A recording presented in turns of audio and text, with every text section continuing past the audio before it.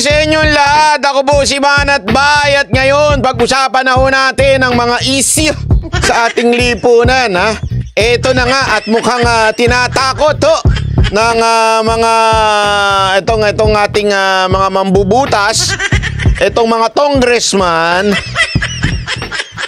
Si Pastor Kibuloy talagang ipinakita pa yung kulungan daw pagka nadakip daw si Pastor Kibuloy. Alam mo yung mga ganyang style?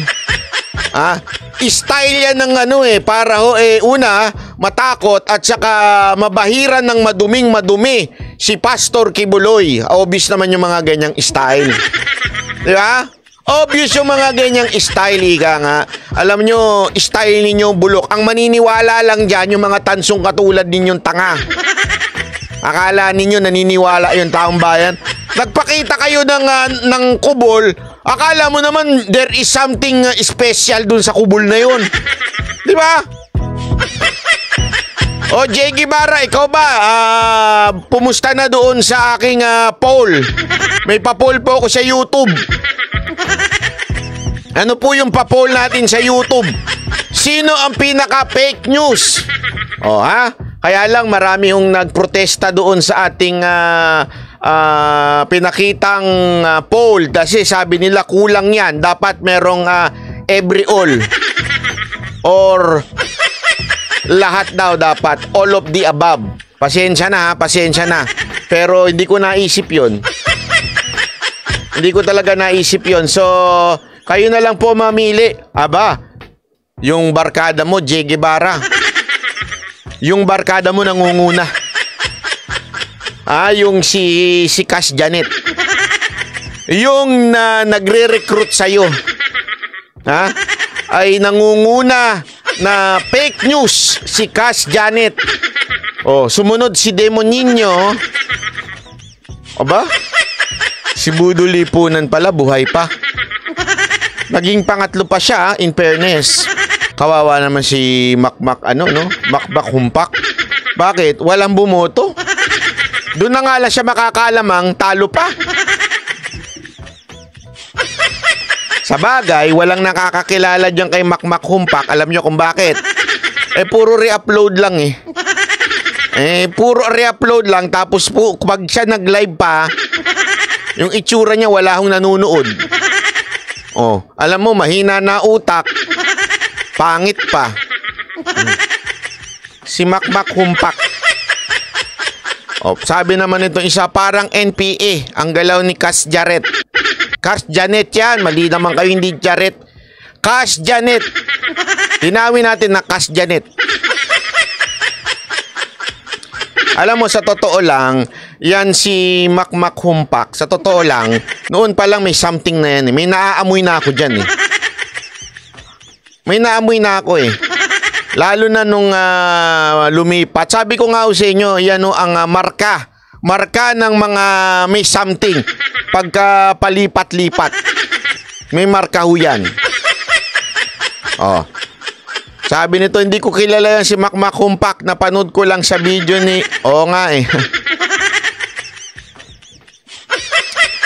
Anyway, pag-usapan na natin itong pinakita yung detention facility ni Pastor Kibuloy. Alam mo, excited sana akong tingnan Kasi iniisip ko na doon kung saan ilalagay doon yung buffet table nila.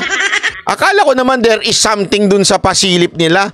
Yung pala halatang propaganda. Alam mo yung propaganda lang para lang madungisan ng madumi si Pastor Kibuloy at saka takutin lang. Pero sa tingin niyo magpapahuli yon?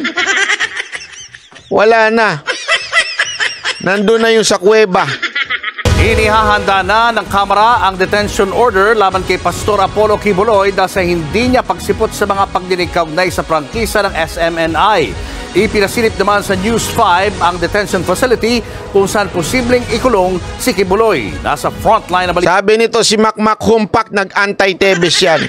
Alam mo kung bakit? Sa totoo lang, ito seryosong bagay ito Ito, nadinig mo na ba to, Jay?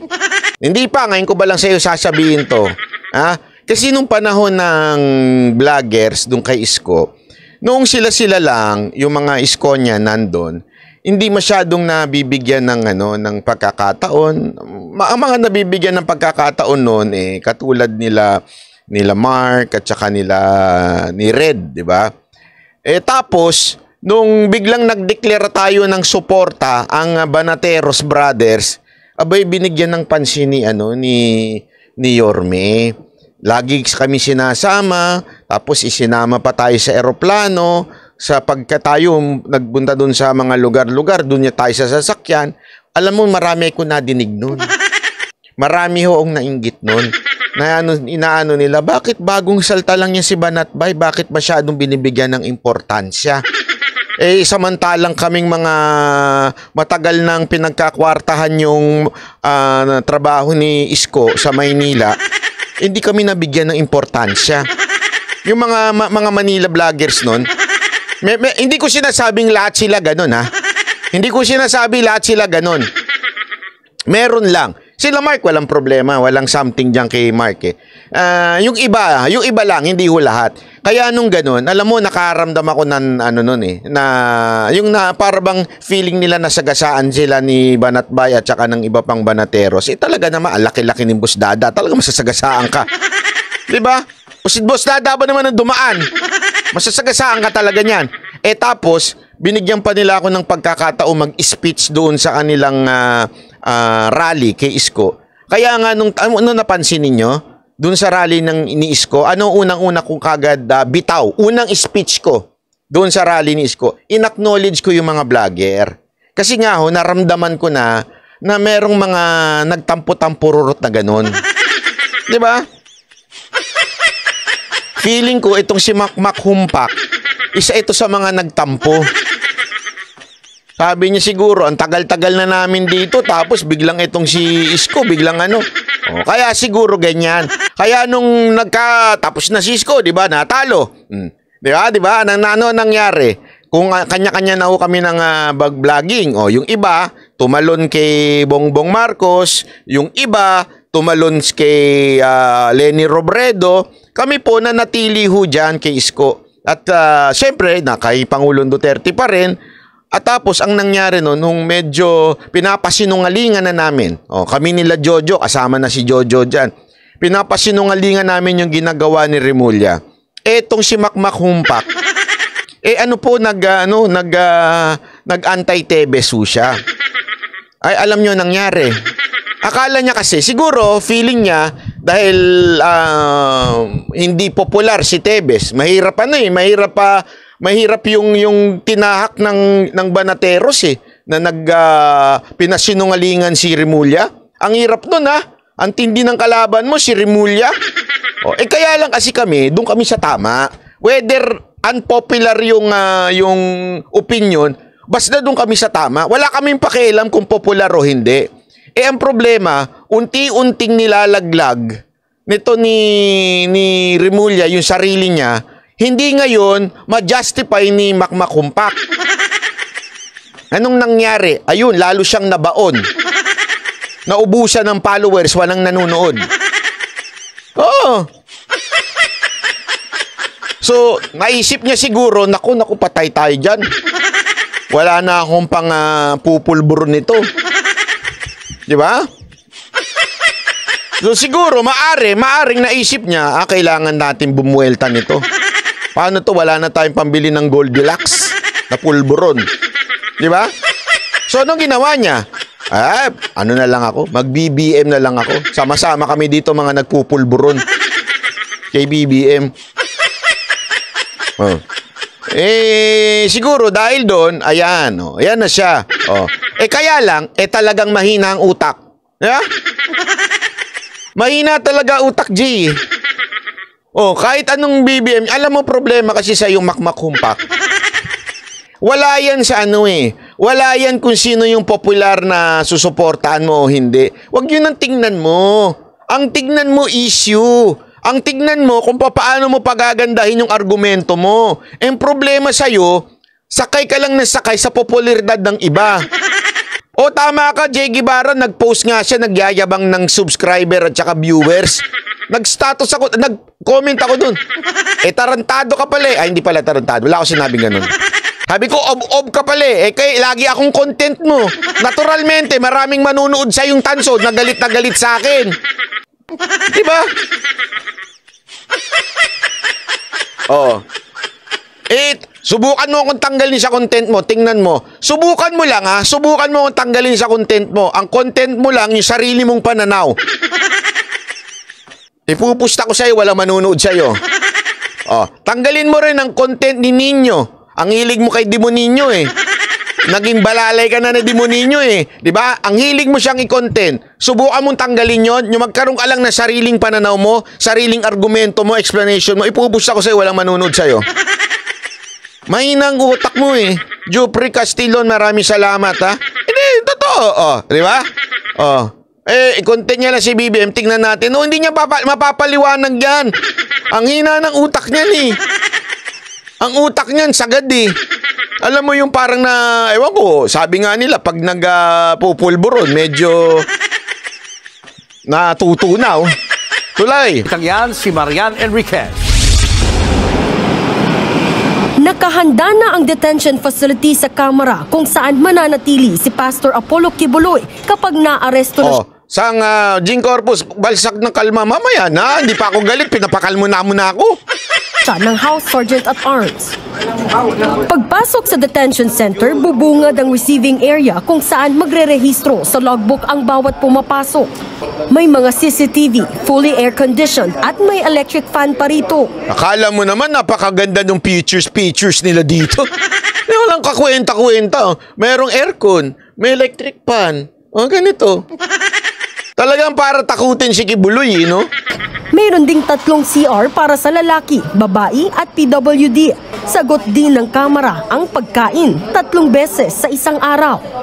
Sa ngayon, mayroong 2 kwarto dito sa detention facility na ito bandang South Gate ng Batasang Pambansa. Pero kaya raw nilang mag-accommodate ng hanggang 8 katao. At dito nga sa likod ng glass window na ito, maaaring i-detain si Pastor Apollo Kibuloy.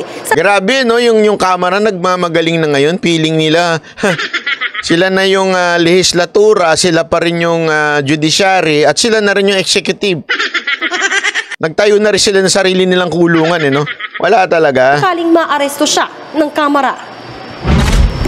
Hindi na pinayagang makapasok ang media sa mga kwarto dahil may kasalukuyang nag-occupy ng isa sa mga ito. Papayagan namang gumamit ng cellphone ang mga detainee 30 minuto tuwing umaga at 30 minuto sa hapon. Ang visiting hours mula Lunes hanggang Sabado, 9 a.m. to 11 a.m. at 3 p.m. to 5 p.m. Papayagang magpa-deliver o kaya'y magdala ng pagkain. Si Makmakumpak pala. FLM, may tama nga. FLM siya? Alam mo na. Alam mo na talagang for the views. O, diba? Alam mo na kagad pag mga ganyang estilo, for the views yan. Ang dumadalaw. Ayon sa House Secretary General, inihahanda na ng Kamara ang detention order laban kay Kibuloy. It will be ready by tomorrow, so it can be... Feelingero kayo, feeling nyo naman makukulong nyo yun.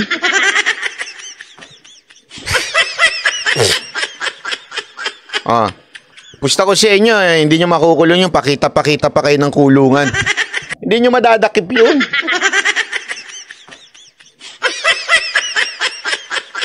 By next week. Hopefully, they will enjoy their stay here. We promise them a pleasant experience.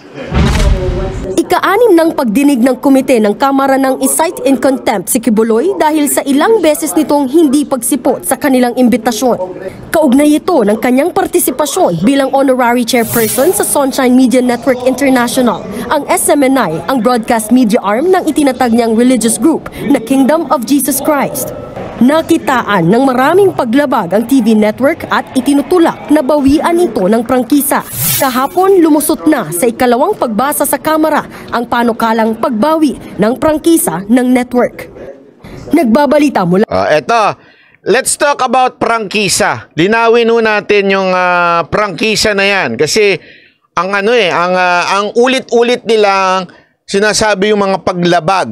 Eto, inisa-isa ni itong ating abogado na franchise law expert na abogado rin po ng SMNI. Yun ho ang kinuha nila. Ipinaliwanag ng isa sa mga abogado ng SMNI na isa ring franchise law expert kung bakit walang paglabag sa prangkisa ang network. Bakit nga ba? Nagtataka naman ito kung bakit hindi pinakikinggan ng Kamara ang kanyang mga paliwanag. Sige si nga. MJ Mondihar sa report. Boss Dada, feeling ko, panoorin nyo yung interview ni Boss Dada, feeling ko bagay ka dyan sa SMNI. Gusto ko mag-Amerikana ka, ha? Pag ikaw naging SMNI host, kailangan naka-Amerikana ka. Hindi pwedeng nakasando ka, ha? O naka-t-shirt lang, ha?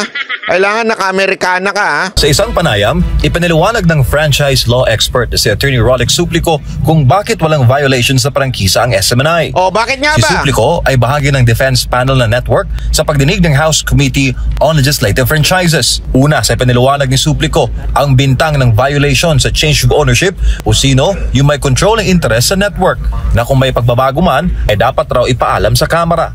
Ang tinutukoy nila yung pagpapalit po ng Fibos Holdings Capital Inc.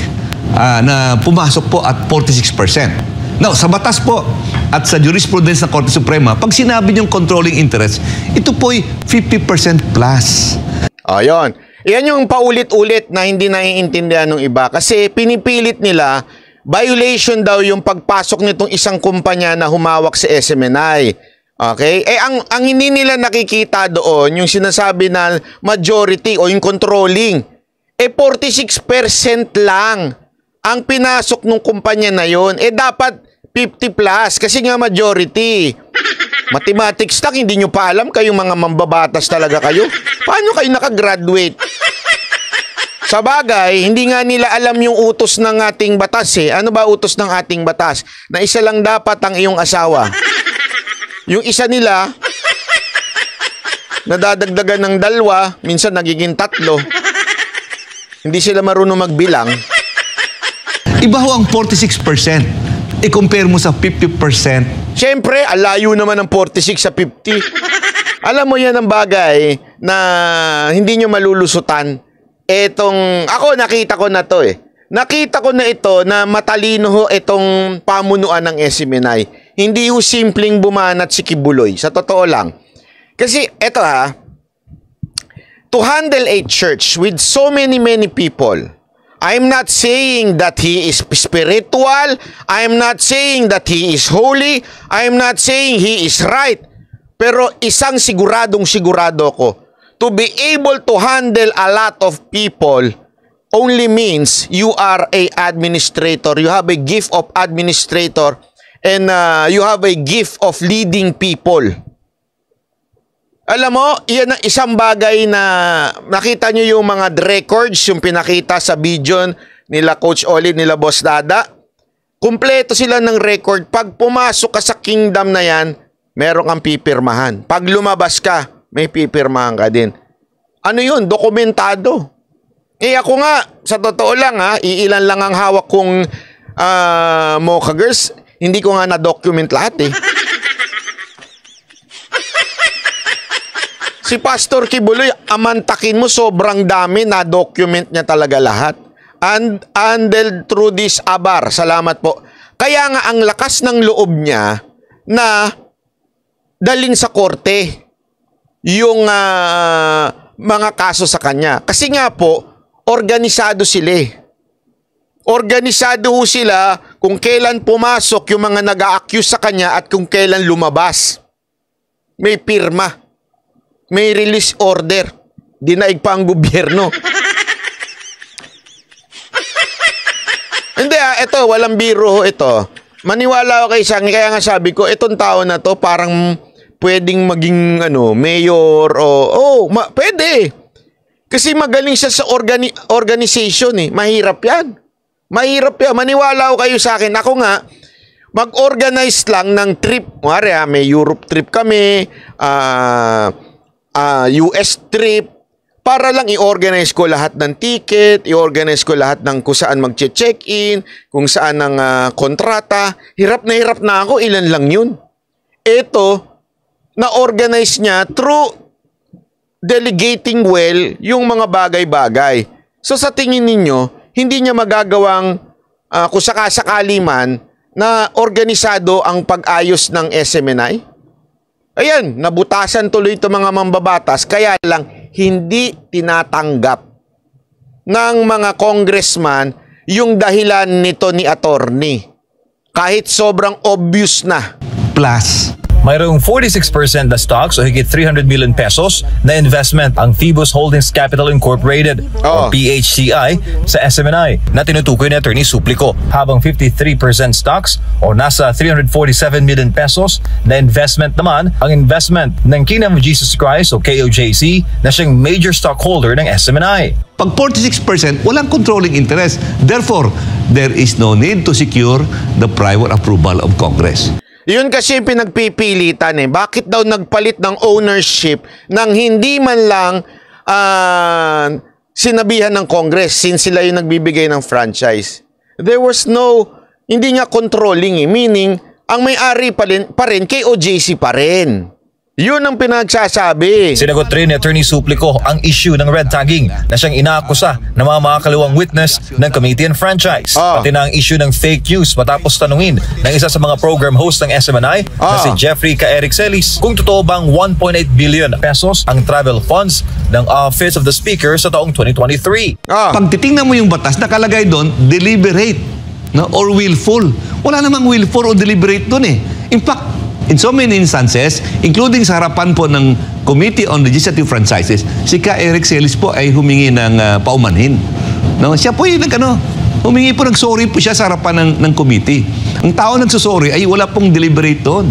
At kung ito naman po ang patakaran natin na lahat na pagkakamali, isasara natin ng stasyon, aba, wala na ho matitirang stasyon sa buong Republika ng Pilipinas. Correct. Sa dami-dami ng pagkakamali ng mga ibang istasyon, sa dami eto, isa lang naman yung talagang idinidiin nila yung sinabi ni Ka Eric, which is nagtatanong pa siya. Hindi deliberate yun. Nagtatanong nga siya. Sige, sabihin na natin, kasi yan ang sinasabi nila, medyo malicious yung pagtatanong. Sabihin na natin, there is something wrong. Doon. Isang host lang naman yun. Pwede naman nilang idemanda yun ng solo. Bakit entire SMNI? O bakit yung mga nagpapakalat ng fake news sa ibang mga istasyon? Yung mga ini-interview nila? O di kaya yung mga host nila na may pagkabayas? Bakit hindi nila pinupuna?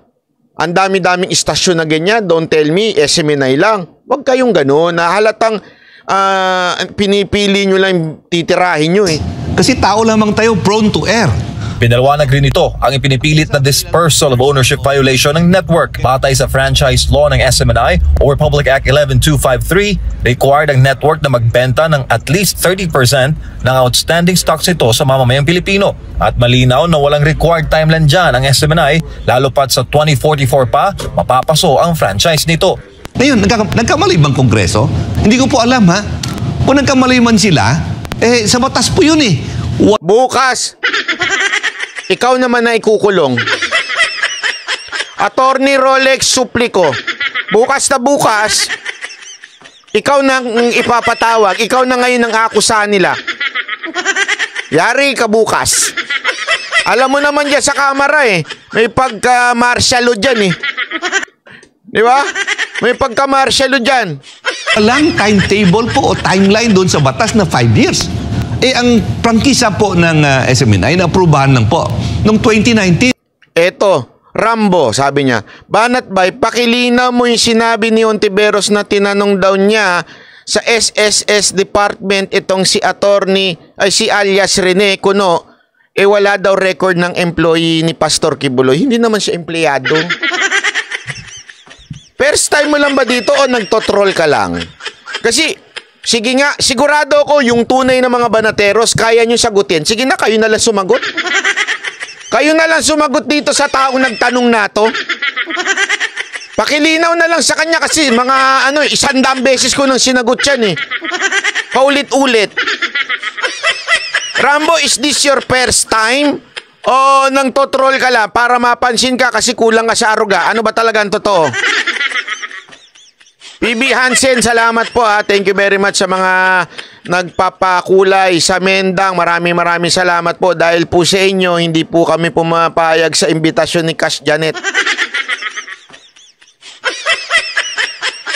Ayan, sinagot na sa'yo.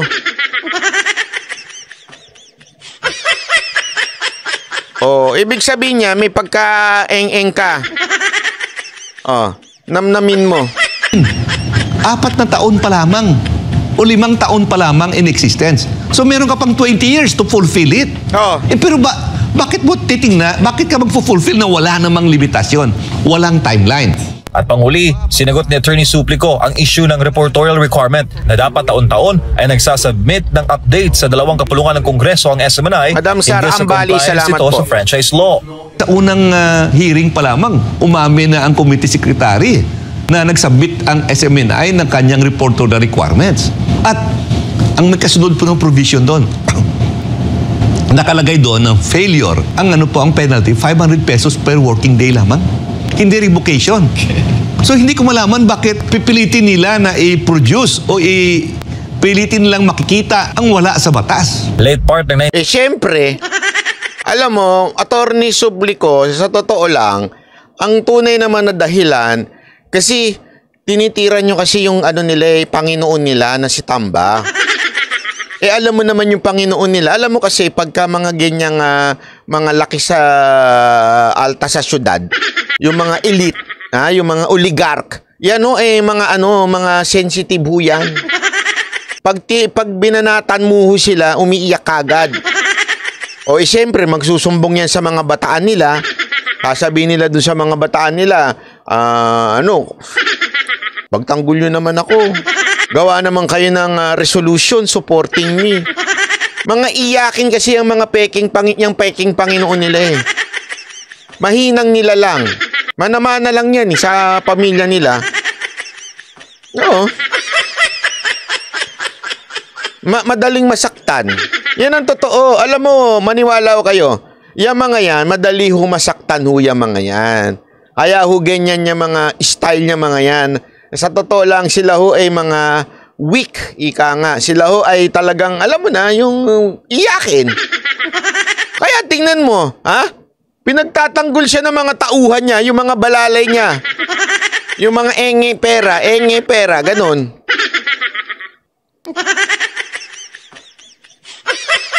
Alam mo ba, kung naalala ko dyan yung panahon ni Pangulong Duterte? Walang nagtatanggol kay Pangulong Duterte kung hindi yung mga vloggers eh. Kasi yung iba, alam na ng mga kaibigan ni Pangulong Duterte na hindi niya kailangan ipagtanggol. Malakas na tao yan si Pangulong Duterte. Hindi niyo kailangan niyang pagtanggol. Pero dito, obvious, kailangan ipagtanggol. Nasaktan eh. Ba't niyo kasi masyadong sinaktan? Hindi, masyado nyo kasing sinaktan. You know, talagang katotohanan dyan. Kaya itong mga congressman na ito, pikon na pikon.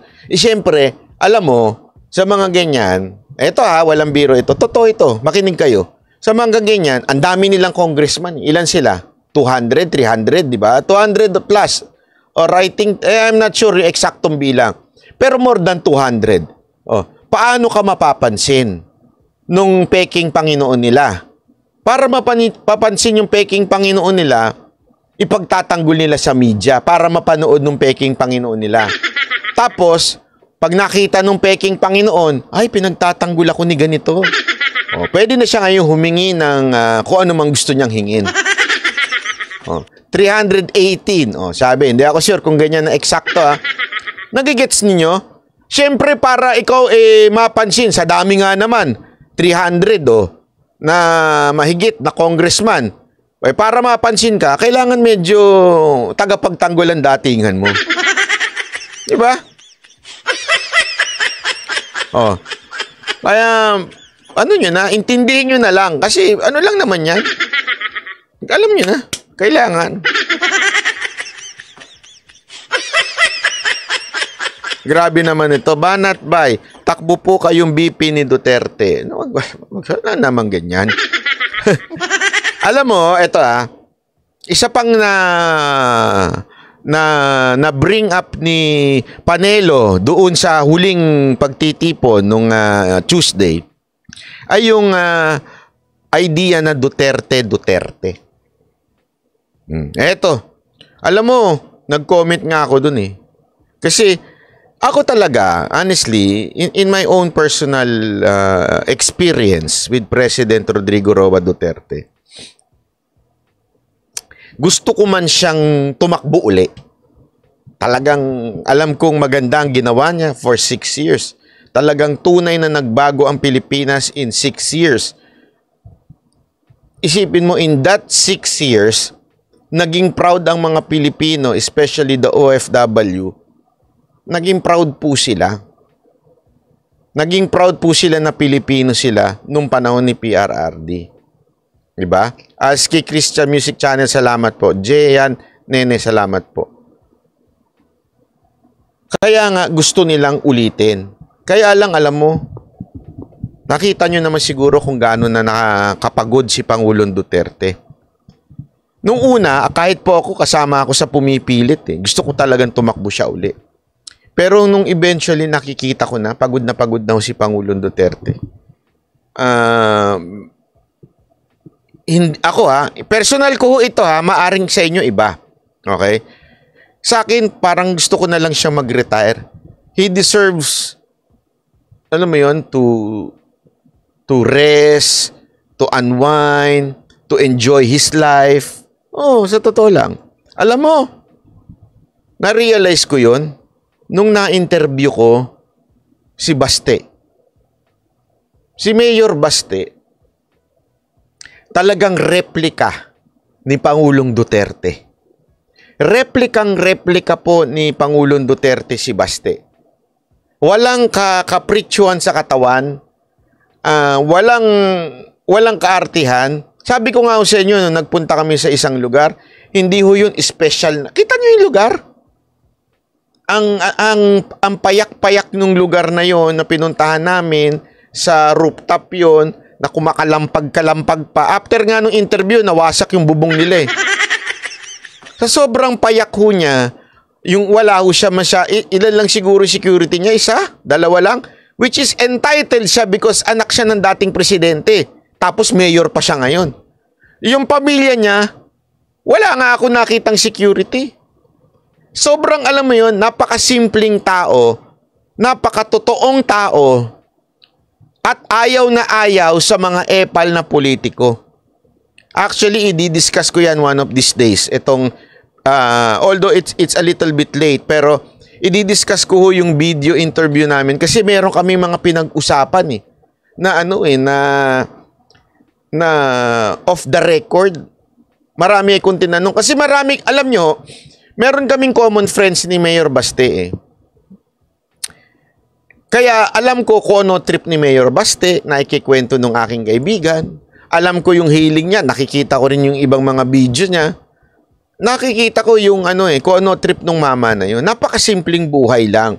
Yung connotation sa kanya na, ano yan, Eddie, Baby Pink, Roslyn, maraming salamat po Yung maraming nagsasabi na, ano yan, nag-a-addict siguro yan kasi itsura niya parang bad boy. May tato. Hindi, eto seryoso ito. May mga ganung may mga ganung connotation yung anak ni Pangulong Duterte, mga durugista yan kasi puro tato, puro parang mga bad boy. Ako, hindi na ako kasi sa akin bago yun. Bakit to? Ako nga may tato hindi pa ako nakakita ng ng droga Honestly siguro nakita ko lang kasi doon sa Netherlands, alam nyo naman, Amsterdam, nagpunta tayo. Yun lang ang nakita ko. Pero yun talagang yung mga kristal-kristal. Pero puno ako ng tato at saka hindi naman po ako masamang tao. Oo, wag ko kasi natin wag ko natin nga kagad na porket may tattoo ito, na to, masamang tao. Ano kayo nasa Japan? Hindi kasi ganoon sa kanila sa Japan di ba? Sa Japan po talagang pag may tattoo ka, iba ang ng kultura ng Hapon hindi talaga nagtatato, di ba? Ang tato, ibig sabihin nun, parang takusa ka, ganun.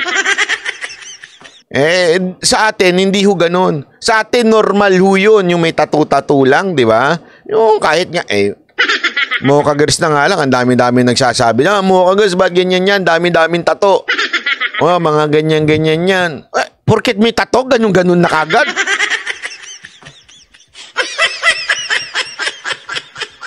Kasi mga lang niya, mga pera, baka mas mayaman pa sa inyo yun.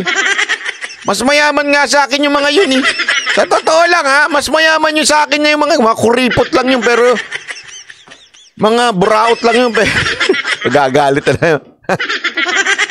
Mga mapanlamang kasi yun sa akin di ba? Pero Jing Corpus, di ba nakita mo mga girls? Masasabi mo bang yung mga malalandi? Wala. Kasi nga, ang bilis natin, ang bilis nating umusga ng tao according sa itsura nila. Yun ang punto ko dito. Ganon na sinasabi nung iba kay Baste. Kaya ako, yung sa ideyang Duterte, alam mo gusto ko? Akin lang naman po ito. Maaring sa inyo, hindi. Si BP Sara Duterte, presidente. Ano na yan Tapos na yung usapan na yan. BP Sara Duterte, presidente. Tapos na yan. Wala nang Yung mga tumangkang lumabang pa sa 2028, wala na. Pupulutin kayo sa kangkungan. Wag nyo nang tangkain. Sigurado na ho yan, shoot yan sa banga. Ang natin, sana Vice President, tumakbo si Baste. Yun ang totoong uniteam. Bakit? Una-una, hindi magsisiraan yun.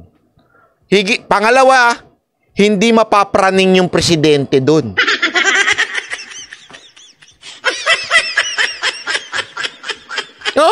Kasi ngayon, uniteam, di ba? Kunwari, united sila. Pero napapraning naman kay BP Sara Duterte.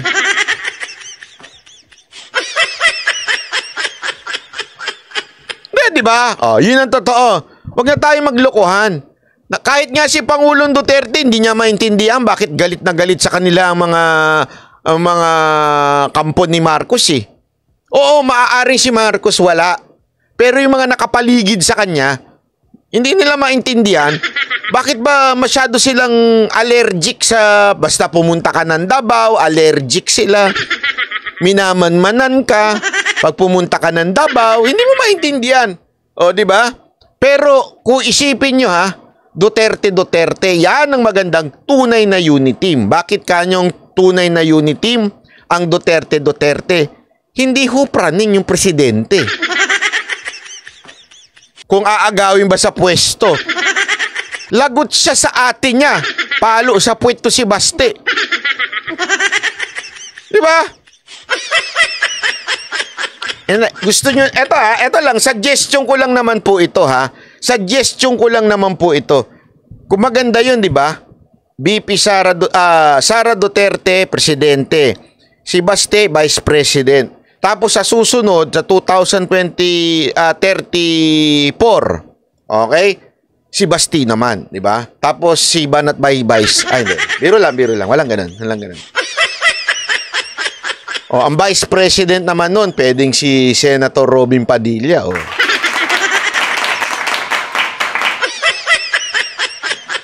Duterte Kibuloy. Nako. Maraming mapipikon yan. Alam mo kung sinong number 1 na pagka ginawa mong Duterte Kibuloy? Kung sinong unang-unang magwawarla? Hulaan ninyo, makahula ng tamang sagot, merong Banateros Cup. Hulaan nyo. Kung sinong unang-unang magwawarla pag naging Duterte Kibuloy. Si Ontiveros, hindi. Mali, wrong answer. Si Ontiveros, si Tambaluslos, hindi rin. Mali, walang nakatama sa inyo. Wala. Hindi, mahina isip nyo. Walang nakahula. Wala pala kayo Hindi nyo pala alam Alam nyo kung sino? Ito. Etong siguradong magwawarla ho ito. Siguradong sigurado. Handa na ba kayo? Isa naman masagabong palakpakan sa pinakabiter kay Pastor Kibuloy. Ano ang inyong masasabi at ano ang tingin ninyo dito sa galaw ng ating Vice President at Secretary ng DepEd? Inuulit ko siya ay member ng gabinete. Membro ng pamilya ng Pangulong Marcos sa gabinete. Cabinet position yan.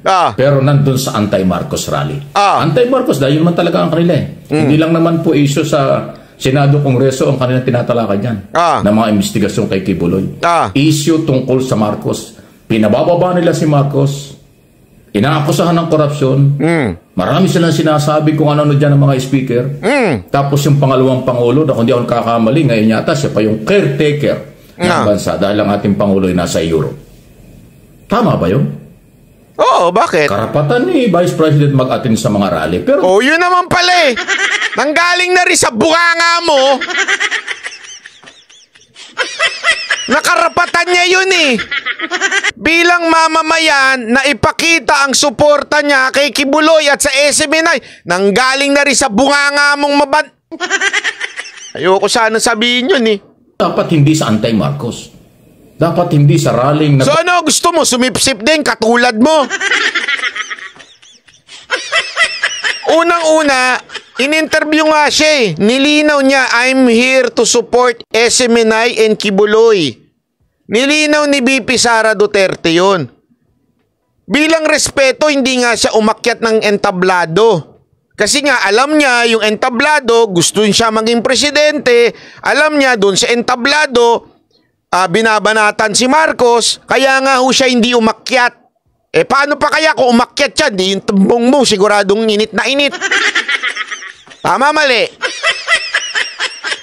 Tingnan ninyo, tingnan nyo double standard dito. Tingnan ninyo, Papabagsak.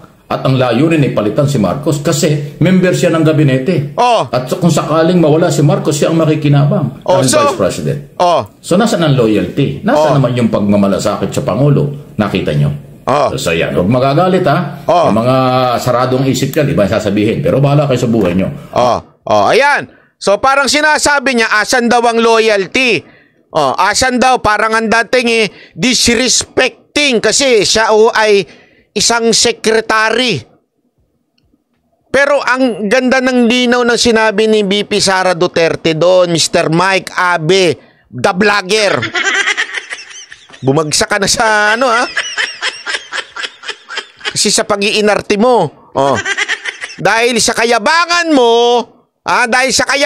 mo, ayan ang nangyari sa'yo.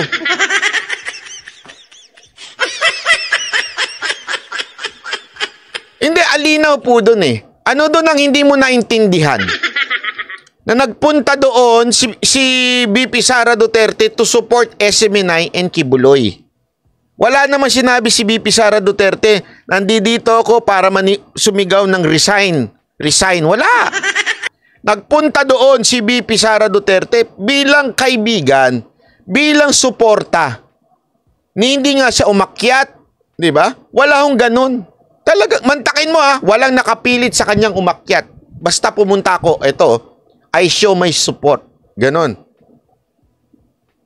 Baka naman ang totoong kinapuputok ng butsi mo, Mike Abe, dahil sinuportahan ni VP Sara Duterte yung dati mong among si Kibuloy.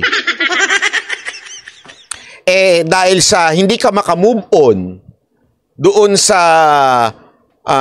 pagkokorek sa'yo ni Pastor Kibuloy bilang chairman ng SMNI o honorary chairman ng SMNI, hindi ka makamove on dahil kinorek ka on air.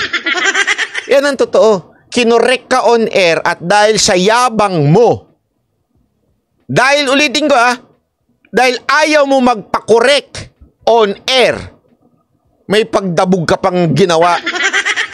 Balikan natin yung kanyang pagiging immature.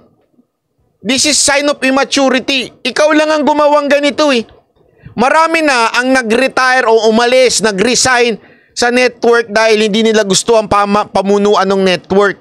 Pero ikaw lang yung gumawa nito on air. That is sign of immaturity. Kung sinasabi mong asa na loyalty ni VP Sara Duterte, ikaw, wala sa'yo? Maturity. Napaka-immature mo. Pero gusto ko lang linawin yung sinabi mo na huwag nating iasa sa isang tao. Hindi pwede yun, Mike. Siya ang presidente natin, nakaasa sa lahat, sa balikat niya yan. Kung may pupurihin pag siya ay nagsaksid, siya. Pag may sisisihin pag hindi nagsaksid na failed, siya rin ang tutumbukin ng tao. Yung mga nanonood. Marami pong salamat. Babay po. Alright. Maraming salamat po, Pastor. Tapos nagpalusot pa daw siya, hindi daw niya binato yun. Paano kayo maniniwala sa tao na to na yung tipong aminin na lang na binato niya talaga yung mic, ayaw pa niyang tanggapin? Narinig ko yung palusot niya dyan eh. Natural lang na ganunin ko yung mic. Pwede mo naman ilagay, alam mo yan eh, na very delicate yung mic na yan. Hindi na, siguro naman hindi gagamit ng OEM na mic yung SMNI. For sure, ang ginagamit niyang mic is sure. Totoo kasi merong mga mumurahing lapel. Pero ang pangit ng tunog nun. O pagka masyado ng malakas yung salita mo, sumasabog na yon. So ang usually ginagamit dyan, it's either Shure o Sennheiser na lapel, which is expensive and very sensitive. Kaya maingat yan nilalagay dito eh. Ikaw, anong ginawa mo? O, tingnan mo ulit ha. Tingnan niyo yung ginawa niya ha. O. Ay nagsaksid siya. Pag may sisisihin, pag hindi nagsaksid na failed, siya rin ang tutumbukin ng tao. Yung mga nanonood. Marami pong salamat. Babay. Tingnan nyo kung binato o nilapag lang niya. Oh, gagawin mo pang tanga yung mga nanonood? Babay po. Alright. Maraming salamat po, Pastor. Nagpaalam ka pa, yun ang palusot mo. Bastos ka naman pala eh. Gusto mo maging tapat si VP Sara Duterte at hindi siya bastos kay Pangulong Marcos? Double standard ka. Ikaw nga, bastos din eh. Ginawa mo, pwede ka naman magpaalam after eh. Di ba off-air? Sabihin mo, hindi ko nagustuhan yun, Pastor Kibuloy. Kinorek mo ako on air. Hindi ko gusto yun. So, dahil dyan, resign na ako. Bastos ka eh. Yan ang totoo. O, panoorin nyo yung part na yan, ha? Tingnan nyo itong part na yan. Sa kanyang mga executive session, meeting sa mga military commanders o ano pa dyan. Pero nakatang lahat sa balikat niya yan. The failure and the success of a nation depends on the leader. Any organization, church organization, political organization, nation natin, the success and the nakaatang sa balikat ng Pangulo yan, ng leader. Ayan. Yes, Pastor. Sa kabila po ng hindi pagbanggit ni President Bongbong Marcos sa kanyang unang SONA nitong mga... Eto hindi kinikriticize ni Kibuloy si Marcos at this time. Ang sinasabi lang niya, nakukulangan siya doon sa mga issue especially laban sa komunista. Kasi alam naman natin ang puso ni Kibuloy at ng SMNI. Diba yung pinaglalaban nila komunista? Yung laban sa komunista. So nung napansin niya na hindi nabanggit yun at saka nakukulangan siya sa criminality, nagkomento siya. Kasi sinasabi niyang medyo kulang. Kinontra ngayon nito ni Mike Abe. Tapos nung sinita siya, aba pambira, parang batang na ginagawa ng candy. Yung tatlong issue po na inyong binanggit, itong insurhensya, korupsyon, at illegal na droga, ano po ang magiging payo po ninyo o mensahe para naman po doon sa mga ahensya na may kaugnayan po sa laban na ito? Kailangan hindi marinig sa akin yon. Kailangan marinig sa Pangulo yon. Ako naghihintay din na kailangan marinig yon na malakas. It should be a resounding message to the law enforcements to the armed forces of the Philippines. They should have a marching order from the command. May mali ba sa sinabi ni Kibuloy? Hindi, honestly. May mali ba doon sa sinabi ni Kibuloy? Nakukulangan lang naman siya dun sa SONA. Nasabi nga niya, sana binanggit yun so that the entire military would hear na talagang, tara, laban pa rin tayo sa insurgent sa ating bansa. Commander-in-Chief, napaigtingin ninyo yan. Na yung NTFL cut, tuloy natin yan. Na yung nasimulan na ng unang Pangulong Duterte, patuloy natin yan. Modernization of the AFP para labanan natin ng insurhensya. Kayong mga taga-PIDEA, kayong mga pulis, huwag kayong magpapabili, huwag kayong mabibili ng droga. Labanan ninyo yan, tututukan ko kayo. Yun ang hinahanap ng tao. Hindi ko pinangungunahan ng Pangulo, ha. Huwag kayong magkamaling pinangungunahan ko. Pulso ng tao itong aking dinadama ngayon na gusto nating marinig. Hindi ko dinadjust kasi napakaaga pa naman. Pero ayan o, ang linaw o. Hindi nga basta si Pastor Kibuloy at this time eh. Hindi ko pa naman hinuhusgahan, napakaaga pa naman. Pero sana ang ayos ng pagkasabi niya eh. Sana, eto, maintindihan ko pa kung ako'y nagsalita dyan. Tapos nagalit si Mike Abe. Kasi may pagkabastos yung bunganga ko. Pero ang galang ng pagkasabi ni Kibuloy, di ba? Na hindi naman sa pinangungunahan, meron pa namang panahon, pero sana sa mga susunod, ganyan. Hindi niya nabanggit sa kanyang unang SONA, marahil sa susunod, tingnan natin. Di ba? Pero yun ang tututukan ko. Kahit ako bilang isang private citizen, my gauge of the success of a nation is according to its peace and order. Kung walang peace and order, anything that we do is bound to fail. Kahit ano pa. Ito yung malalaking cancer ng ating sosyedad, itong nabanggit na to. At huwag iwasan talaga to. Kaya ipanalangin ko ang ating Pangulong Marcos at ang kanyang administrasyon na lahat ng sinabi niya about the economic reforms sa ating SONA na very uplifting at very straightforward. Tingnan mo, pinuri pa niya si Marcos niyan, ha? Matupad lahat. Unang-una, dapat ang peace and order. Alright. Okay. Chairman, partner. Chairman, marami pong salamat sa mga sinabi mo. Ako po ay 15 years na dito sa SMNI. Ako po ay nagpapasalamat sa pagkakataon, tiwala na ipinagkaloob niyo sa akin. At akin pong pinasasalamatan, magiging habang buhay na akin pong pinasasalamatan yan. Pero dahil dyan... Ako may kasama mo dyan at kasama ko kayo. Tumigil si Mike, ha? Kasi nagsasalita si Pastor Kibuloy. Tumigil si Mike. So alam niya na nagsasalita si Pastor Kibuloy. Ano ginawa niya? Dahil dyan, Pastor, pasensya ka na. Ito na po yung... Hindi niya pinatapos. Pumasok siya. Anong tawag mo dyan? Di ba kabastusan? Anong tawag mo dyan? Aking last day. Ulitin ko, ha? Pakinggan nyo. Tumigil siya. Ibig sabihin, alam niya na nagsasalita. Yun. Pasalamat sa pagkakataon, tiwala na ipinagkaloob niyo sa akin. At akin pong pinasasalamatan, magiging habang buhay na akin pong pinasasalamatan yan. Pero dahil dyan... Ako may kasama mo dyan at kasama ko kayo. Dahil dyan, Pastor, pasensya ka na. Ito na po yung aking last day dito sa SMNI. Maraming salamat po sa inyo, Chairman, sa lahat ng mga viewers, lalo na sa nation, sa lahat po ng ating mga nanonood. Marami pong salamat. Bye-bye po. Alright. Maraming salamat po, Pastor, sa inyong pong... 2 beses pa yon, ha? 2 beses binato. Tapos tignan ninyo, ha? May maririnig pa kayong parang na bagsak. Oras at panahon sa umagang ito. Alright. Maraming salamat po, Pastor. Parang yung mga jowa nyong hindi galit, tahimik, pero nagdadabog.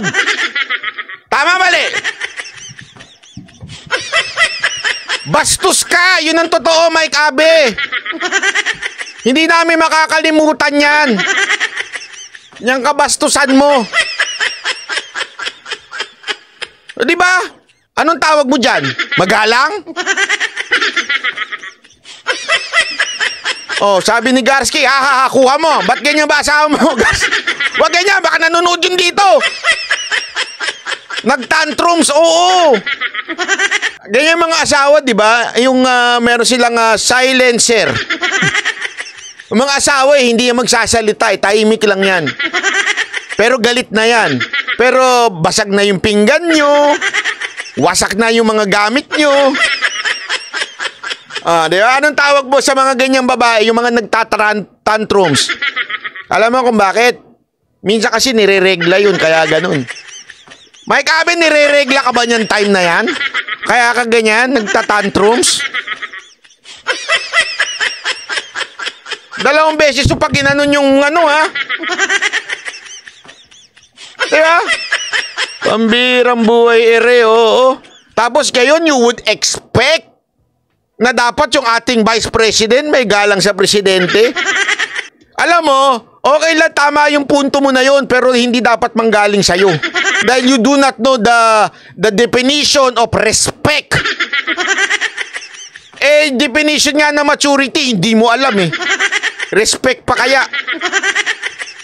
Tama, mali? Ay nako, alam mo, dapat sa'yo talaga maging vlogger na lang. Katulad ni Nino Bastos. Ni Demonino, kilala niyo si Demonino? Yung ang baho na nga ng bibig, ang baho pa ng mga pinagsasabi. Kilala niyo si Demonino? Ako, hindi ko kilala yun. Sabi nitong isa, he gets the 700K portion. Wag naman ganun. Wag nyo namang husgahan. Hinusgahan nyo na kaagad eh. Hinusgahan nyo naman kaagad na nabayaran siya. Wag naman ganun. Paano nyo naman nasabi?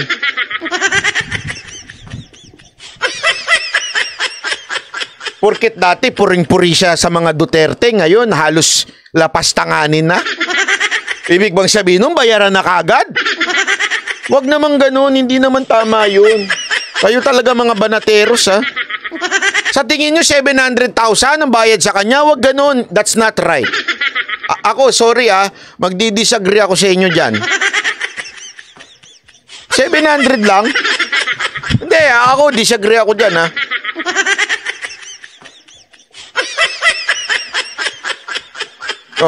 Eto pa. Naalala nyo ho ba? Ito. Naalala ninyo? Naalala po ninyo na noong Disyembre, naalala ko ito. Bakit kanyo? Naalala ko ito habang kami po ay namamasyal sa ABC. Alam niyo yung ABC dyan sa Japan? Lahat ata ng ABC pinuntahan na ng Mocha Girls para lang bumili ng sapatos. Pare-pareho naman ang itsura dun. Hindi ko nga alam, lahat na lang ng ABC. Ginugoogle nila. Alam niyo ABC? Sa Japan. Yung bilian ng mga Jordan, tsaka ng mga Skechers. Mga sapatos na sale. Kunwari sale, pero sa totoo lang, gano'n naman talaga presyo nun. Tapos sasabihin nila, ay wala sa Pilipinas to. Bibili sila, nabudol sila tuloy. Naalala ko yun. Naandun kami sa ABC store. Yung tumawag sa akin yung kaibigan kong artist, hip-hopper. Hindi ko na sasabihin sa inyo yung pangalan. Sinabi niya sa akin, Banat Bay, kinukuha ako bilang vlogger para dito sa certain na politiko na to. Sa halagang 400,000 a month.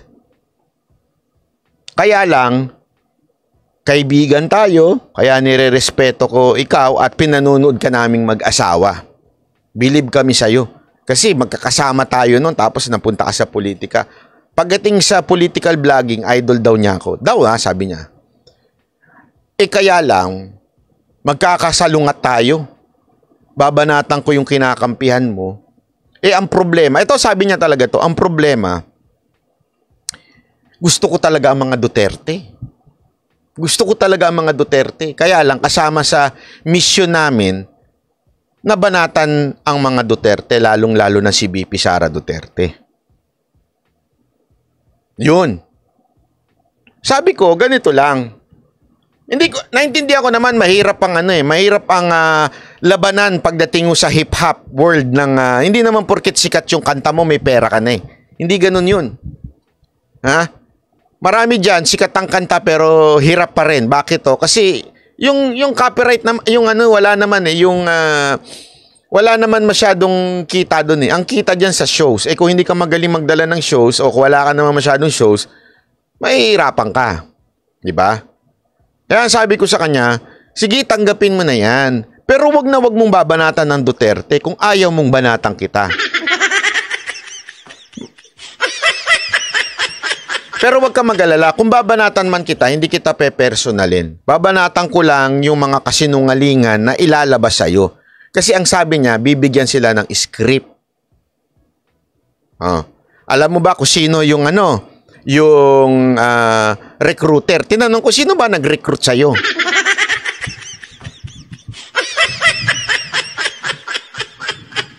Sabi niya, hip-hopper din eh. Hip-hopper din. Actually, yung nag-recruit sa akin, hindi ko yun, hindi siya kasali. Ni-recruit lang niya kami. So, sabi ko, so hindi siya babanat? Ikaw lang ang babanat? Recruiter lang siya? Abay, may toyo pala yun.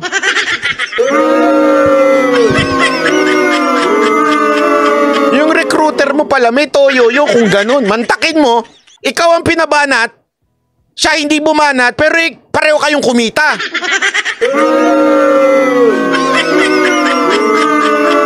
Takin na may toyo yun kung ganun yun. Sabi ko sa kanya, saltik yan, pagka ganyan. Malabo yun. Ikaw, hindi, isipin nyo ito ikaw ang gagawa ng trabaho. Tapos, dalawa kayong kikita. Ikaw ang haharap at mamumuliti ka, tapos dalawa kayong kikita. Anong tawag mo dun? Scammer. Diba? Anong tawag mo dun? Scammer na, may toyo pa sa utak.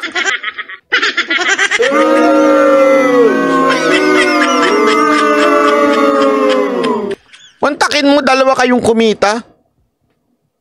Eto, tandaan nyo eto ho ay noong nakaraang taon. If I am not,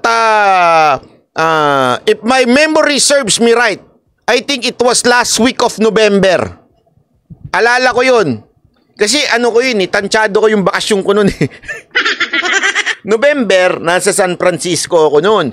Tapos na yung November, isang araw umuwi ako, pumunta naman ako ng Japan, pabalik. November last week. Okay, tapos December yun, umuwi naman na Mocha Girls, umuwi uli ako isang araw, bumalik naman yung pamilya ko, kaya tansyado ko yun.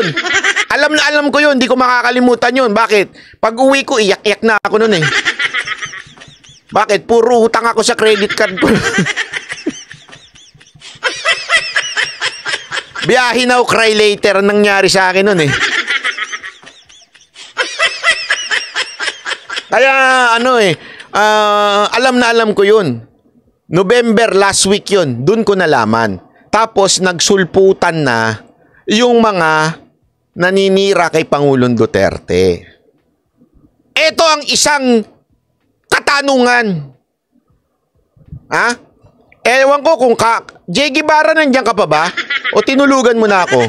Kamukha kasi ni J. Guevara to eh. Oo. Kamukha ni J. Guevara to, ewan ko, feeling ko kapatid mo to, ayaw mo lang sabihin eh. Kasi may kapatid kang sinto-sinto. Eto Pakingge.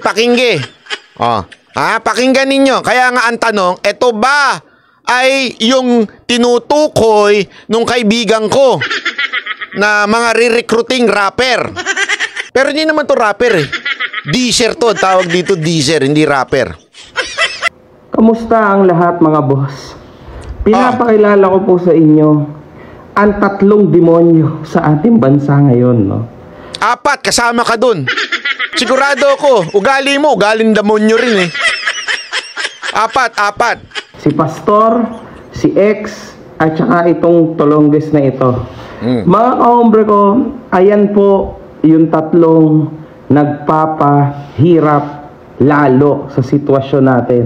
Kasi dinidivide po nila ang mga utak ng mga Pilipino. They are actually encouraging people na maging against sa gobyerno.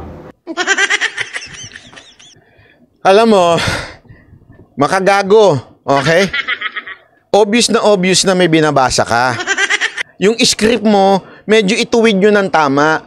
Kasi kilala kita eh. Pinanonood ko yung mga wala mong kwentang vlogs na binabanatan mo yung mga chismis mong, mga scammer, kung sino-sino, binabanatan mo.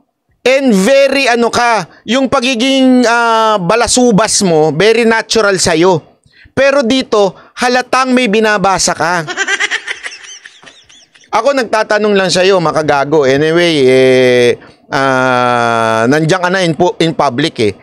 Kasama ka ba doon sa nabanggit sa akin ng isa kong kaibigan na rapper na nirecruit for 400,000 naman? Ako nagtatanong lang, makagago ha. Kasi hindi ako naniniwala eh. Kasi marami ka ng pera eh. Diba? Kasama ka nga nila Yexel ata eh. Oh. Diba alam ko kasama ito doon kay Yexel eh. Kung alam ko marami ka ng pera, hindi mo siguro kakailanganin yung 400,000 naman. Sa tingin ko lang ha, ako naniniwalang hindi siya kasama eh. Pero dahil mahilig ka sa chismisan na rin kita. May balita ako. Totoo ba na may pinapatayo kang bagong bahay na malaking malaki? Nagtatanong lang naman ako. Nagtatanong lang ha, totoo ba na may pinapagawa kang malaking bahay sa isang village na kung saan mamahalin doon sa village na yon? Kasi kung totoo lang naman, kakailanganin mo nga naman ng malaking budget. Oh, ano ba ang hirit nito makagago na to? Tingnan nyo ha. Eto ha, wag ako ang paniwalaan ninyo. Tignan ninyo ang mga diss nito sa YouTube ng ibang mga tao. At o-observe ninyo yung dish niya dito sa amin. Makikita nyo yung difference. Dito, halatang nagbabasa siya. Halatang may script siya. Doon sa iba, very, alam mo yun? Very natural. Oh, tuloy. Yung tatlong nagpapahirap lalo sa sitwasyon natin. Kasi dinidivide po nila ang mga utak ng mga Pilipino. They are actually encouraging people na maging against sa gobyerno. Hindi. Diyan pa lang eh. Tinuturuan namin mga tao na maging against sa gobyerno. Diyan pa lang, alam ko na scripted yan. Bakit? Hindi ko tinuturuan. Ako nga yung vlogger na ilang beses napapagkamalan na binayaran ni Marcos. Bakit? Pinapalakpakan ko po kasi si Marcos. Halatang hindi ka nanonood. Sa madaling salita, may paka-ob-ob ka. O, tanungin ko kayo. Kayo mismo mga nanonood dito. Hindi ko ba pinapalakpakan si Marcos pag may ginawang tama? Di ba pinapalakpakan natin? Pag may magandang sinabi si Marcos, palakpak tayo. Dinidivide ko daw ang bansa sa paninira o inaano ko yung unity ng tao? Hindi. We only criticize yung mga mali. At karapatan natin yan bilang isang makademokrasyang bansa na i-criticize ang mga mali sa gobyerno. Hindi ho ibig sabihin nun paninira yun, Mr. Makagago. Ang tawag ho dyan, yan ho'y demokrasya sa ating bansa. Sa bagay, wala kang alam sa politika, nakikisawsaw ka. Ito yung mga obvious na tao. Yung walang alam sa politika, biglang pumasok sa politika. Balita ko nga, nagpasintabi ka dun sa isa mong amo eh. Deny ka? Eto mga boss ha, uulitin ko. Eto si Pastor, yan po ay napakadami ng kaso, lalo na sa Amerika, okay? Ayan, isa yan. Ito pong si Pastor, napaka dami ng kaso. Sabi niya, eto lang kasimple yan ha. Dito pa lang, alam mo nang walang laman ng utak. Hindi ibig sabihin ng maraming kaso, ibig sabihin guilty na ang tao. Bakit? Meron tayo sa ating konstitusyon na presumption of innocence kung saan sinasabi na kung tayo ay napatunayan ng korte beyond reasonable doubt, that's the only time na we are guilty. Pero kung hindi, ikaw ay inosente. Doon pa lang, alam mo nang mahina ang utak mo. Nasunog na rin ba yung utak mo?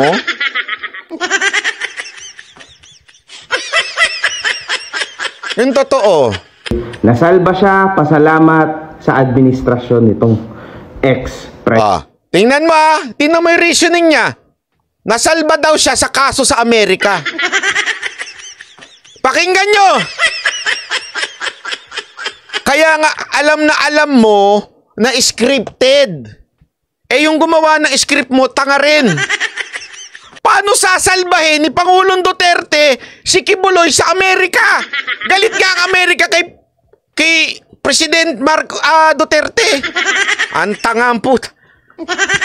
Alam mo, kung ako sa'yo, maganda na yung karir mo sa pagdidish mo sa XB na yan. Umangat ka na doon sa pagiging gago mo doon. Kahit pagiging gago lang, umangat ka.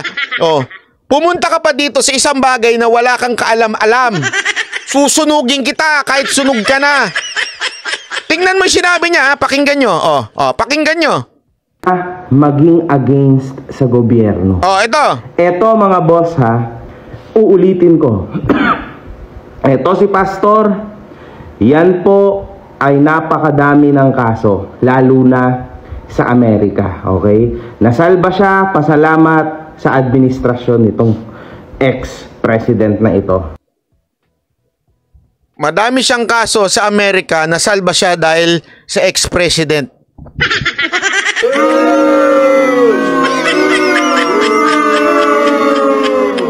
Alam mo, ako may suggestion ako sa iyo, ha? Kung ayaw mo talaga magmukhang tanga, kasi inaraw-araw mo dyan sa TikTok mo eh. Gumawa ka nga ng ibang account. Kasi may iba siyang account sa YouTube, may iba siyang account sa TikTok. Pinaghiwalay niya yung politika at pinaghiwalay niya yung dish niya sa mga entertainers. Siguro, depende kasi yun. Depende. Depende kung anong kasunduan nila. Kung maganda ba ang kasunduan, ilalabas ka doon sa malaking subscriber niya, yung milyon-milyon. Dito sa TikTok, konti lang subscriber niya dito eh. Hindi ganong 1 milyon to mahigit milyon-milyon doon sa YouTube. Kaya siguro, depende sa kasunduan. Yun ang totoo. Kung ako sa'yo makagago, lumayas ka na dito kasi pag ako may nakita pa sa'yo, hindi kita papatawarin, aaraw-arawin kita, ilalabas ko ang katangahan mo. Dahil bobo ka. Ang hina ng utak mo pagdating sa politika. Wala kang alam, sumasawsaw ka pa. Sana nga kung meron kang argumentong matino, pakikinggan pa natin. At kalayaan mo yun kasi opinion mo yun bilang isang Pilipino na dugyot. Pwede nating galangin yun kasi opinion mo yun. Pero yung katangahan, hindi ho natin pwedeng pagbigyan yan. Naintindihan mo? Kaya wag mong araw-arawin dahil maniwala ka, hindi ka patatawarin ng banateros. Aaraw-arawin ka namin. Lahat ng inaraw-araw namin dito lumubog. Napunta sa kangkungan, nagtago na yung iba sa kahihiyan. Which itong ex-president na to, which itong ex-president na to ay pinagtatanggol ng napakalala with all his might, with all his life nitong vlogger na yan. You cannot even mention my name. Are you afraid of me? Are you afraid of... Takot ka sa akin? Akala ko pa naman matapang kang tao. Duwag ka pala sa akin. Why don't you mention my name? Don't tell me hindi ako kilala sa politika. Ako lang naman po yung madalas maka-interview. So, yung palusot na ayokong banggitin niya, baka sumikat pa. Eh, gago ka. Matagal na. Ikaw nga ang hindi kilala. Sa totoo lang, pagdating sa politika, ikaw lang ang hindi kilala. O, kilala ka doon sa mga jologs mong followers. Yung mga may tama. Yung may mga toyo. Pero pagdating sa larangan ng politika, hindi ka kilala. Subukan mo maglakad. So, hindi yun pwedeng lusot mo na ayaw mo kung makilala kaya hindi mo binabanggit ang pangalan ko. Napakalabo nun. Isa lang ibig sabihin nun, takot ka sa akin. Mala ka palang bayag. Yung padadaldal mo dyan, yung katapangan mo, ang kaya mo lang i-dish mga babae. Gayang ka eh. Alam mo kung sino yung mga taong kayang mang-dish ng babae? Kasi dinidish ito yung mga babae. O, tanungin ko kayo, sino ang taong lalaking mahilig man-dish ng babae? Anong tawag sa kanila?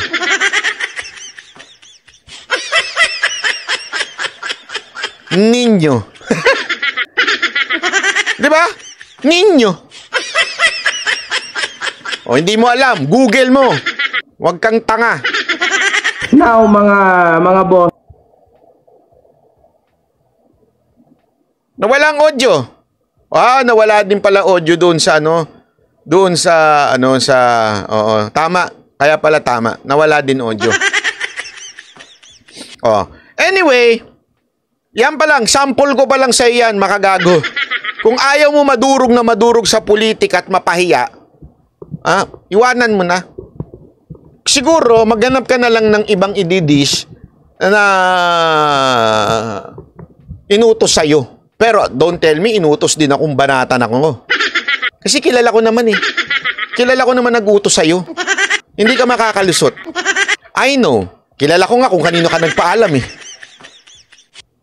Bakit? Yung pinagpaalaman mo, galit niya yun sa mga Marcos eh. Galit niya yung kay Romualdez eh. Nagpaalam ka doon. Bakit? Bata ka niya eh. Alam mo yan. Alam ko na, di ba? Kaya nga alam ko rin kung sino kumuha sa iyo dyan.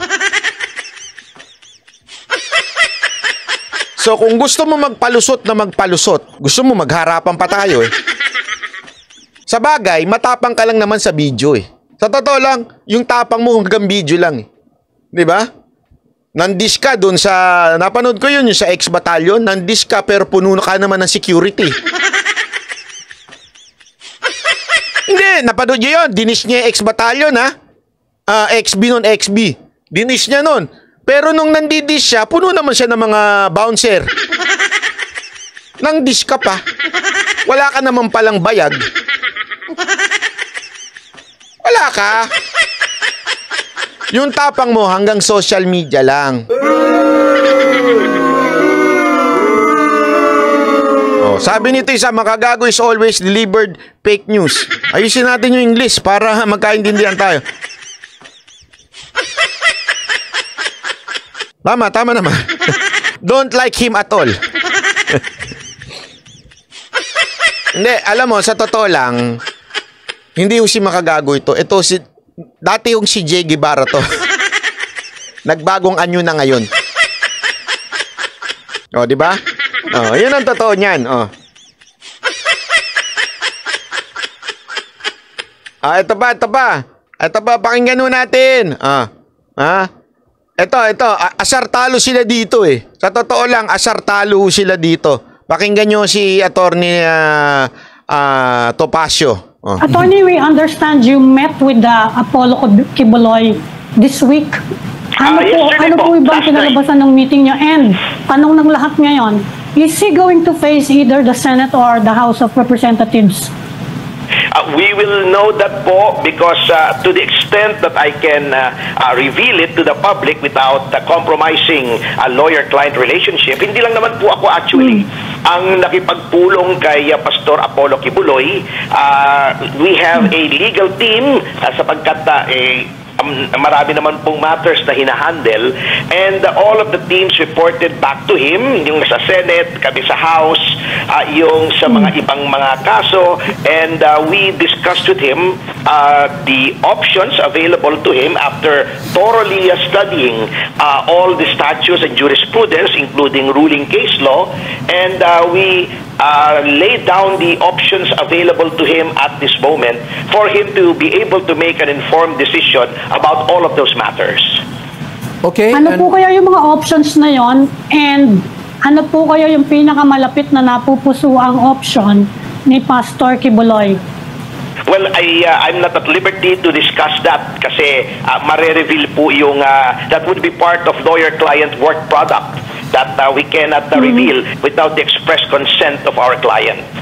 Kahapon po, ang sabi niya sa akin, after we have laid down the options to him, he will go on a period of prayer and contemplation to ask for divine guidance on how best to approach the issues he's facing. Okay, you won't exactly say, attorney, that he is in hiding. You won't say that. So what? Ano naman with hiding? Nagpakita nga sa amin.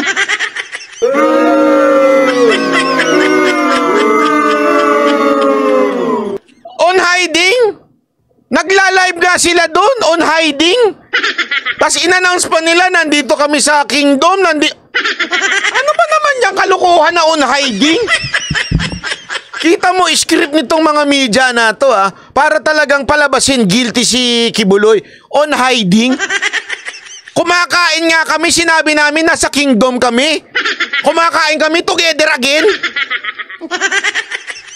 Tapos nagpunta pa sa mountain, nandun pa sa eskwelahan, nandun si Kibuloy. Ano yun? AI? Multo? Pambirang buhay. In hiding? Hindi. Tama ba ako o mali? Anong klaseng pasimpleng pautot yan? On hiding si Kibuloy ba? On hiding si Kibuloy?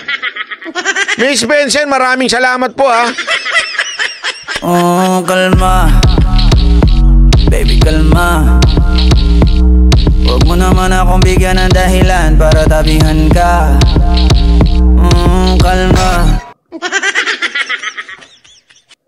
How should we describe the pastor's state right now? He's not in hiding. He is very calm.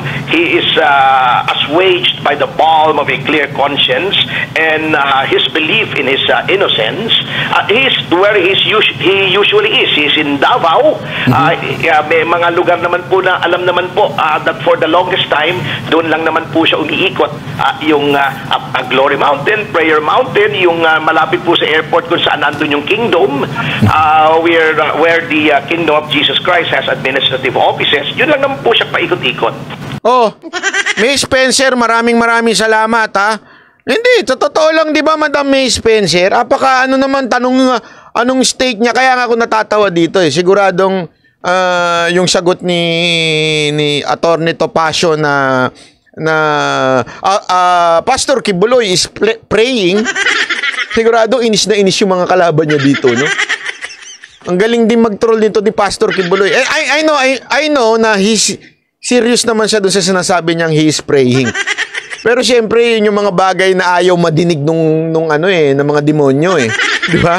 Yung mga demonyo ayaw marinig yan, nananalangin.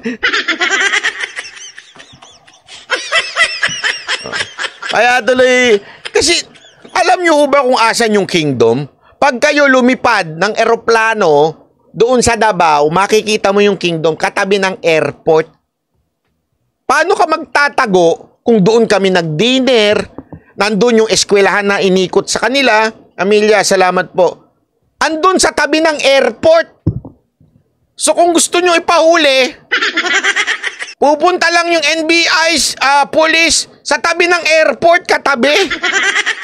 May Spencer, grabe ka naman. Yung mga ganyan talaga nagbibigay ng gana sa atin di ba? Oh, kalma. Baby, kalma. Huwag mo naman akong bigyan ng dahilan para tabihan ka. Kalma. Yan si maraming salamat. Paabot na lang po ng mano kay Tata Dig sa birthday. Uy, birthday niya. Oh, birthday niya. Inimbitahan niya kami sa birthday niya.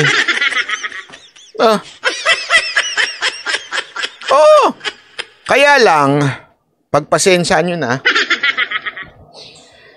pupunta po ako ng Japan ng weekend. Ng Holy Week. Kaya hindi ako makakapunta. Alam mo naman, it's a date pag Japan. Ang laki ng ari-arian ni PQ. Tama ka naman. Di ba? Ay, nako, grabe ho. Nakakatawa. Nakakatawa itong mga nangyayari sa ating bayan. No? Talaga nga namang wala akong kwenta yung mga paratang na usaan. Napaka-obvious naman eh. Napaka-obvious naman eh na talagang ano lang ho ito? Pressure, ika nga. Tapos sasabihin nila, bakit daw ito lagi ang topic natin? Gago pala kayo, tigilan nyo kaya. Hindi ito magiging topic natin. Sige na nga, ibahin naman natin yung topic natin. Para maiba naman. Ano? Balik bala. Balik tanim bala. Bumalik na. Dumako naman tayo sa NAIA kung saan hindi na lang surot at daga ang problema. Pinangangambahan din daw na bumalik ang dating modus doon na tanimbala. Kasunod ng nangyari. Kita nyo na? Diba? Ang ganda. Ang ganda ng bayan natin. Bagong Pilipinas. Maganda yung kanta na yun eh. Sana gawa ng version ng SM na yun. Yung Bagong Pilipinas. Ano nga ba yung kasunod doon? Hindi ko alam eh. Hindi ko alam. Kayo na lang magkaroon ng kasunod doon. Bagong Pilipinas. Sundan nyo na lang. Kayo na lang ha. Sa mag-asawang pa-Thailand na nakita umano ng bala sa bag. Ang sagot ng mga otoridad sa pagtutok ni Joseph Moro. Munti ka na maunsami ang biyahe pa Thailand ng mag-asawang negosyante na sina Charity nitong Enero. Sa final security check, tinawag raw siya ng mga otoridad. Ang kanya raw kasing bag nakitaan ng naka-plastic na bala. Take note ha, naka-plastic na bala. Ibig sabihin, nag-effort i-plastic yung bala bago iniwan dun sa bag. Yun kasi yung bintang ng airport eh. Baka nakalimutan lang niya. So pinlastic niya muna, tsaka niya inilagay sa bag niya. Utang inang katarantaduhan yan. Hindi, isipin niya yan ha. Ang sinabi, hindi siguro nakalimutan niya kasi meron siyang PTC owner siya, license owner siya. Una-una, pupunta sila sa Thailand. Hindi niya madadala yung baril sa Thailand. At talong-lalo nang hindi niya madadala yung bala sa Thailand. Tapos sasabihan ninyo, hindi kasi may-ari siya ng baril kaya siguro may bala siya. Tapos ipinlastic pa. Anong katarantaduhan yun? Itinanggi ni Charity na sa kanya ang bala. Pinakitaan niya rin ng mga otoridad ng lisensya ng kanyang baril na mabuti ay dala niya noon. Magkaiba po yung... Tandaan ninyo hindi niya dala yung baril, ang dala niya lisensya. Kasi pupunta siya ng Thailand. Yung lisensya na yon, baliwala yun sa Thailand. So hindi niya pwedeng dalhin yung baril niya sa Thailand. Di ba? Bala. Tsaka sabi ko, hindi pa ako gumagamit ng ganyang klaseng bala. Magaganda po yung bala ko. Yun! Napakalinaw niyan! Napaka-importanting details niya kasi tingnan niyo yung bala na pinakita. Pangit na bale. Yung halatang balang... kasi maraming klase ng bale. Di ba? Nakalimutan ko na yung hollow point, meron pa dyan yung foolish heart, ganon. Hindi, totoo. Marami yung bala. Kasi yan ang kabilin-bilinan sa akin. Huwag kang gagamit na yung, yung nagamit na tapos nilagyan na ng pulbura. Yun, okay lang yung gamitin pag nag-shooting ka. Pero pagka, yun, full metal. Dapat yan ang gagamitin mo na, full metal di kaya yung merong na pumuputok. Yung hindi siya pag tumama siya, hindi siya tumatalbog, sumasabog na siya kasi delikado yun eh. Pag tumalbog, pwedeng tumama sa iba. Kaya yun ang ginagamit. Ito, bala pa ata ito ng paltik eh. Tapos meron siya, tapos ilalagay niya doon sa gamit niya. Tinawag raw siya ng mga otoridad. Ang kanya raw kasing bag nakitaan ng nakaplastik na bala. Itinanggi ni Charity na sa kanya ang bala. Pinakitaan niya rin ng mga otoridad ng lisensya ng kanyang baril na mabuti ay dala niya noon. Magkaiba po yung bala. Tsaka sabi ko hindi pa ako gumagamit ng ganyang klaseng bala. Magaganda po yung... magkaiba pa yung bala ng baril niya at saka yung bala ha. Bala ko. Randel Bunagan, bili mo nga ako niyang full metal. Tapos balik bayang box mo. Ha? Kasi ang mahal ng ang mahal ng dito. Na pumuputok kami. Olive Aria, salamat po. Dati 1.5 lang ang pagputok. Ngayon sobrang mahal na, umaabot na ng 15,000. Wala lang, sabi niya, sige ma'am, wala namang problema, sabi niya. Pero may papirmahan lang daw sa akin to make it sure na cleared daw ako. Pinayagan naman sila mag-asawa na makasakay at wala rin kasong inihain sa kanila. Pero bago raw ang insidente, may napansin na siyang kakaiba sa airport na mag-withdraw siya ng pera. Dahil nagtatanong, naka-civilian sila. May bumabangga sa akin. Nilapitan ko yung asawa ko. Pagkatapos ng insidente... So may nangyari, may bumabangga. Anong ibig sabihin? Meron talagang nagtanim sa kanya. Nagigets ninyo? May nagtanim sa kanya, hindi natin alam kung ang dahilan ba nun para kikilan sila nung... Kasi malamang ganito nangyari. May nagbumangga sa kanya, ipinasok, tapos tatimingan kung sino yung kakuntsaba nilang airport security. Tapos malamang dun sila kikikilan. Pero pagka naamoy nila na maalam itong si ate, marunong sa batas, pababayaan na lang nila. Hindi na nila itutuloy yung plano nila. Gets ninyo? Pero kasi pag umiral dyan yung, yung nervyos mo, pag umiral dyan yung kaba mo, tapos para kang natataranta, dyan ka na pwedeng kikilan. Tama, mali. Usually nga ginagawa yan sa mga Hapon Alam niyo yon yung panahon noon na tanimbala? Pinost ni Charity ang video sa social media para magsilbing babala sa publiko. Sa tanong tuloy, balik na naman nga ba ang mga insidente ng tanimbala sa... tingnan ninyo yung palusot ng airport Mga airport, ayon sa Office for Transportation Security, hindi raw. Tanimbala is a thing of the past. We can always present all available data and pictures plus video para mapasinungalingan namin yung sinasabi nila. Asan? Bigay nyo sa GMA para balita ng GMA Huwag puro ganon. Hindi, kasi baka puro ganon kung maganda siguro, sinabi nyo naman you can provide. Ayan yung email ko, send nyo sa akin. Patas tayo dito Patas tayo dito. Send nyo sa akin yung sinasabi nyong ebidensya nyo na hindi bumalik yung balikbala at talagang galing sa kanya yon. At wala siyang bumangga sa kanya, walang nagtanim sa kanya. I-email nyo dyan. Ipi-play ko dito. Promise ko yan. Giit pa ng Office for Transportation Security o OTS, posibleng kina Charity talaga ang nakitang bala. Posible daw talagang doon sa babae yung nanggaling bala. Bali, pinlastic muna, tsaka niya binalik sa bag niya. So, it was not a mistake. Sinadya niya. Pinlastic niya Simple common sense Simple common sense. Naka-plastic yung bala. So, ang ginawa mo, pinlastic mo, tapos binalik mo sa bag mo. Ibig sabihin lang nun, hindi yun mistake na naiwan sa bala, yung bala. Bakit kanyo? Bibigyan ko kayo ng perfect example. Ako mismo. Pumunta akong Davao. This is an honest confession. Pumunta akong Davao. Sever may bitbit ako. Okay, ako po ay kumpleto ng ID, dokumento. May bitbit po ako, nagbayad po ako doon.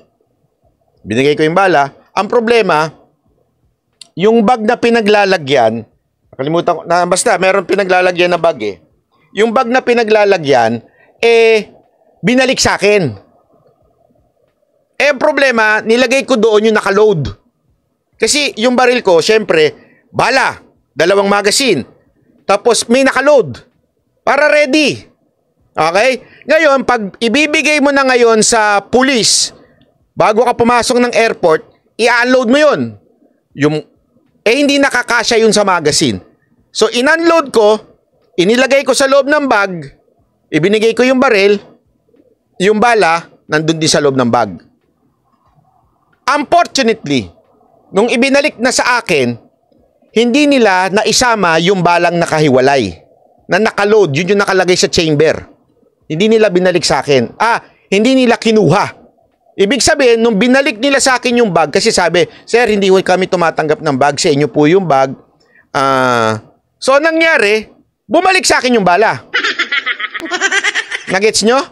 Bumalik po sa akin yung bala, at pagbalik sa akin yung bala, syempre, pumasok na ako sa sa x-ray. Nakita yung bala. Sir, meron ba kayong basta ganyan-ganyan, tanong-tanong. Sabi ko, oo, ito resibo ko. Nakita naman nila yung resibo ko.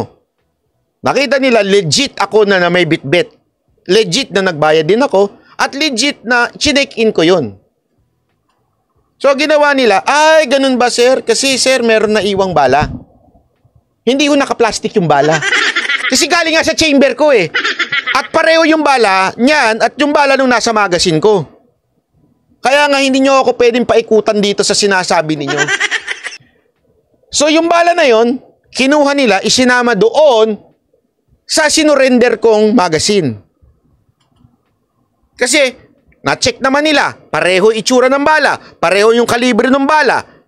At the same time, naandun sa bag ko na kung saan isinuli nila sa akin. Naiintindihan nyo? So, if that is the scenario, di sana pareho yung bala nung kalibre ng baril niya. Second, wala siyang bit-bit ng baril sa Thailand. Paano niya papasok yung baril sa Thailand? So, hindi maliligaw yung bala. Third, bakit naka-plastic yung bala? Ibig sabihin, it was not an accident na nailagay yan dyan.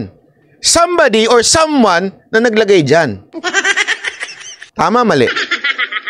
Ngayon, pasinungalingan yung tatlong sinabi ko.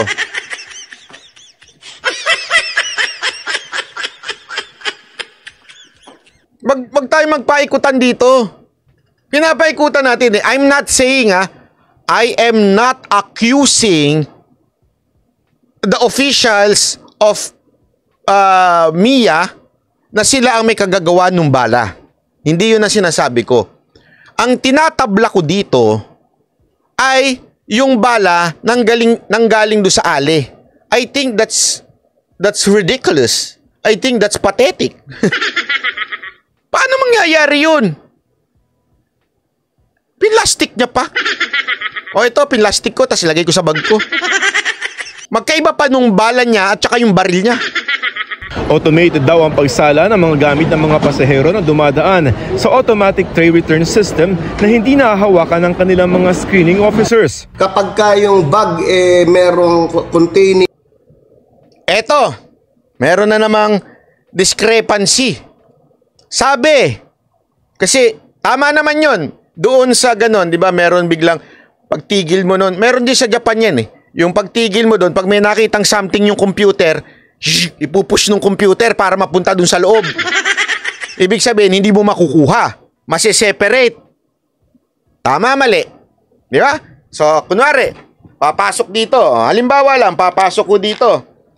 Yung papasok dito, halimbawa itong ballpen, papasok yan dyan. Pagka meron nakita yung computer na pupush sa kaliwa para sasabihin, sandali, there is something. Di ba? Ganon. Tama naman yon. Pero pag wala, dire-diretso lang yan. Ibig sabihin, you can get your bags. Tama yung sinasabi ni sir. Pero ang problema, ito. Ito problema. Yung discrepancy, bakit hinawakan ng opisyal? Pagka yung... Sa automatic... Tingnan ninyo binubuksan ng opisyal. Binubuksan. Tray return system na hindi nahahawakan ng kanilang... Hindi daw nahahawakan ng kanilang mga screening officers. Hindi daw nahahawakan ng kanilang screening officers. Anong tawag mo dyan? Kaan nakitang bala. Automated daw ang pagsala ng mga gamit ng mga pasahero. Kinakalikot niya. Officer yan. Officer. Kinakalikot niya. Hindi ko pinagbibintangan. Pinasisinungalingan ko lang yung sinasabi. Hindi ko pinagbibintangan. I'm not saying si ating may kasalanan. Pero ang sinasabi ko, yung sinasabi niyang hindi hinahawakan ng officer, anong tawag mo dyan? Sino siya? Ordinary citizen, vlogger? Na dumadaan sa automatic tray return system na hindi nahahawakan ng kanilang mga screening officers. Hindi daw nahawakan ng screening officer, pero hawak niya.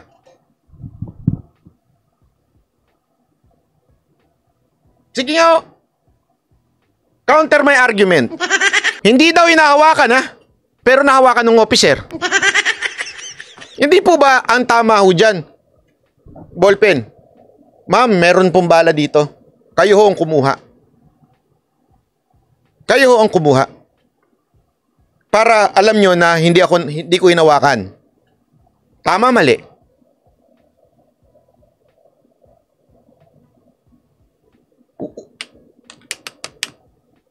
Ito, minsan, utak ang ano. Di ba? Simpleng-simple. Pakita nga. Ma'am, meron po Paki-open po ito. Ito po. Yan. Paki-open yan. Kasi meron po kami nakita. Dapat ganun eh. Kasi yun daw, ang sabi ng opisyal, yun daw ang kanilang protocol. Hindi hawakan ng officer. Bakit anong tawag mo dyan? Kapag ka yung bag merong containing suspicious item, yung computer yung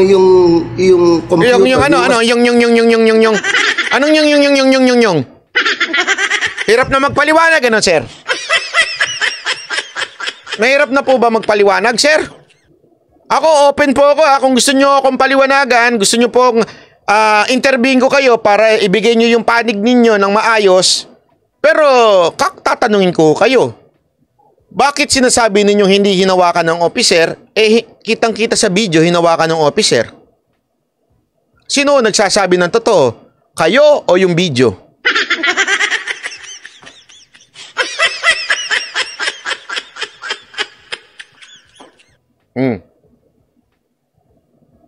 Sabi nito, yes, banat bay. Ihihiwalay ng tapos tatawagin ka ng officer para makita mo yung ginagawa nila. Ganon ang nangyari sa akin. Sila ang humuhukay. Nakakita na ba kayo mga nagmamagic?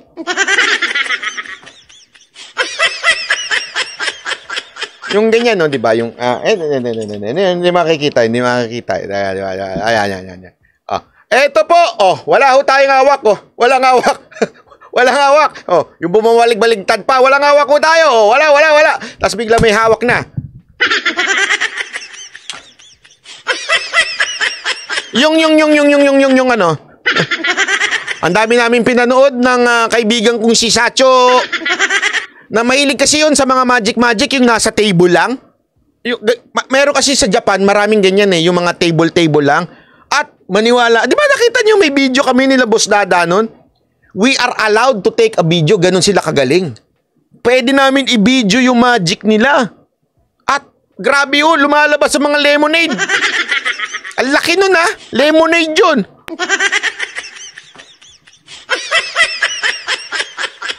Hindi natin pinagbibintangan yung ale.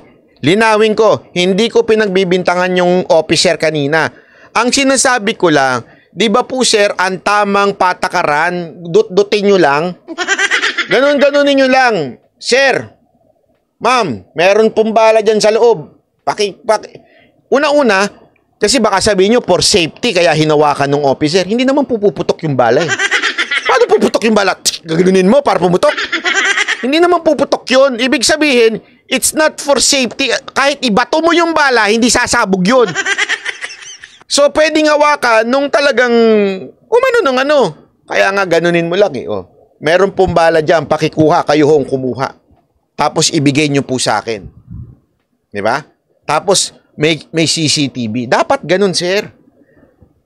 Again, hindi ko pinagbibintangan yung opisyal na babae. Ang sinasabi ko, yun dapat ang tamang patakaran, sir, boss, amo. Ganun dapat ang patakaran, sir. Dut-dutin lang, hindi halukayin. Siya na mismo ang magse-separate ng bag niya, and then that baggage will be subjected for baggage inspection. It's only the time na hahawakan niya ng baggage inspector natin. Lumalabas sa atin kasi nasa... Kaya nga mali, sir eh. Pag ginawa ka na po yun, delicates na po yun, sir. Eh kasi ang pwede nilang argument dito, nakikita ko na yung argument eh. Sineparate ng computer. Ibig sabihin may nakita yung computer na bala. Di ba? Maaring ganyan yung argument nila eh. Pero papatusin ko yan, yung argument nyo. Tanungin ko ho kayo. In so many baggage na dumadaan dyan, lahat ho ba nang nase-separate may lamang bala? Come to think of it, lahat po ba nang nase-separate yung tinutulak ng computer na meron siyang nakita, may laman po bang bala? Hindi ho. Not everything na in-isolate ng computer, meaning meron talagang bala. Maraming dahilan kung bakit sineparate. Minsan pa nga it was a mistake. Nagkamali lang yung napagkamalan lang ng scanner na may something doon pero wala naman pala. So, this is my counter argument to you, my friend. Is it possible na merong sineparate na walang lamang bala tapos hinawakan ng opisyal, yung opisyal na tulongges may balang hawak? Is that possible?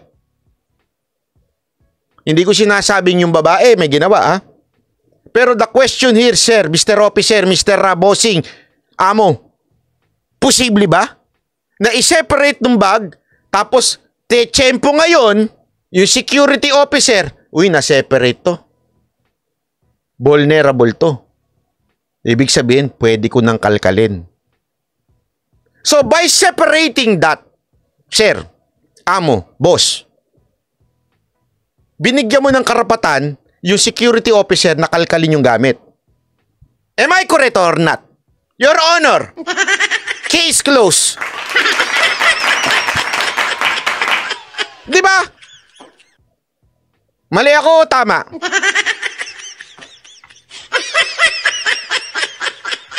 Kayo magsabi sa akin, kayo mga viewers, mali ako o tama? Kasi, ilang beses lang nangyayari sa amin yan. Yung sa Japan, yung biglang itutulak dahil mapapakamot ka. Wala naman yan eh. Kaya lang, minsan mapapagkamalan, di ba, na mapapagkamalan na something.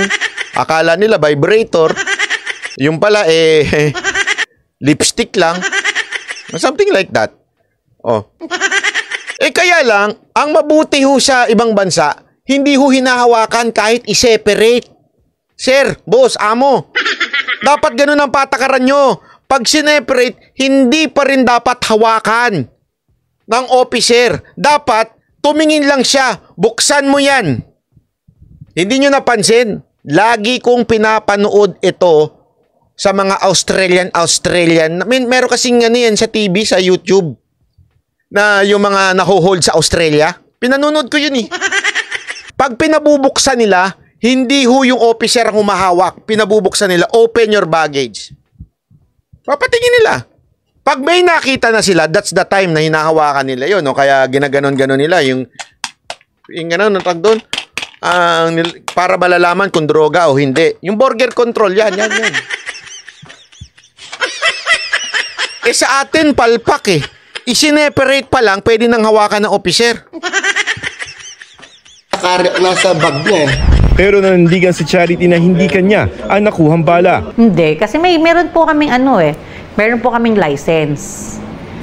At the same time, sinong sirang ulong gun owner ang magdadala sa loob ng airport na naka-plastic pa yung bala? Anong gagawin ko dun? Sa kabila niyan, pakikilo, bebenta. Hindi na raw magsasagawa ng investigasyon ng OTS sa insidente at hindi na rin kinasuhan ng mag-asawa. Kasi especially kung 1 or 2 pieces lang kasi marami naman nagdadala niya na sa paniniwala ng iba it is anting-anting. Yan, naalala nyo? Yan din ang eksaktong palusot nung panahon nung Pinoy.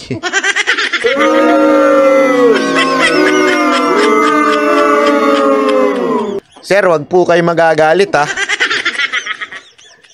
Gusto ko lang sabihin, history repeat itself.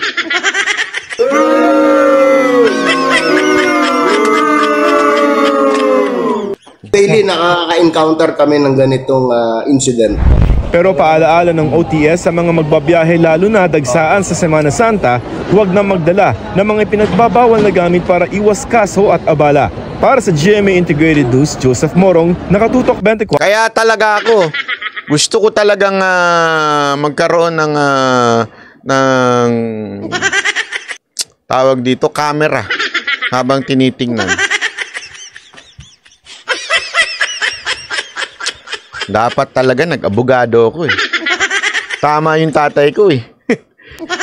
Napaka-pilosopo ko eh, no? Hindi kasi alam mo yung mga nagpapalusot sa akin. Kaya nga yung punta ko kay Kibuloy, kung nagpapalusot sa akin si Kibuloy, maniwala kayo sa akin, hindi ko pagtatanggol yung mama na yun. Hindi ko palalagpasin yun. Eh, una na nga, hindi na nga ako impress sa relihiyon niya. Eh, di ba? Yun ang totoo eh. Hindi ko naman tinago yun eh. Inilabas ko pa dito yun. Hindi nga ako impress eh. Pero nung nakita ko talaga yun, yung lahat ng tanong kong medyo komplikadong tanong, eh nasagot niya. Nabilib ako eh. Nabilib talaga ako kasi alam kong itong maman to di nagsisinungaling. Hindi siya yung walang yung.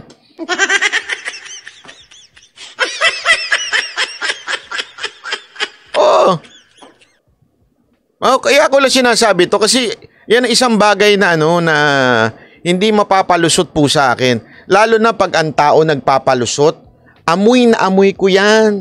Naku po, maniwala kayo sa akin. Ang daming ganyang nag-try out, nag-audition sa Mocha Girls, ang daming palusot. Ang akala nila, hindi ako nag-iimbestiga bago ako magpa-audition.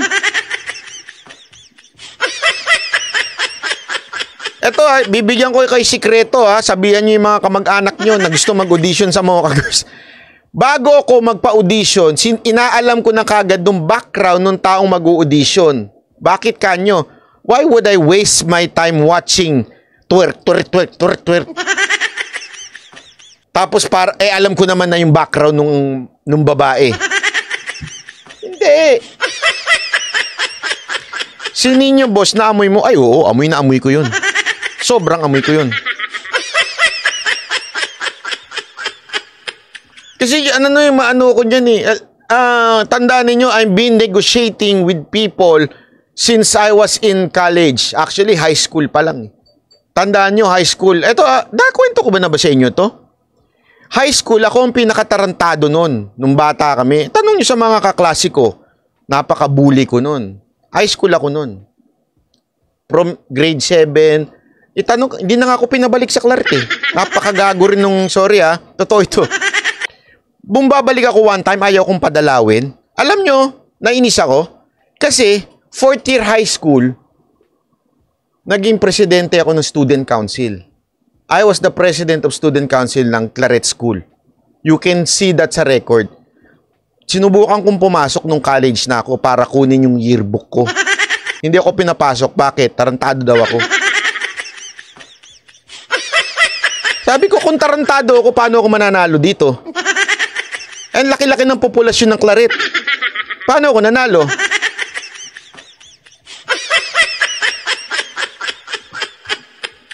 Kasi nga I know how to deal with people. I know. Claret School sa Quezon City, oo. I know how to deal with people ever since I was in high school. Tandaan nyo, naging pinuno ako ng fraternity dun. Kaya yung mga nagpapalusot sa akin, naku po, yung mga public official na nagpapalusot, Dumaan ka ba naman sa isang napakalupit na tatay na abogado? Na kahit anong palusot mo, wala kang lusot?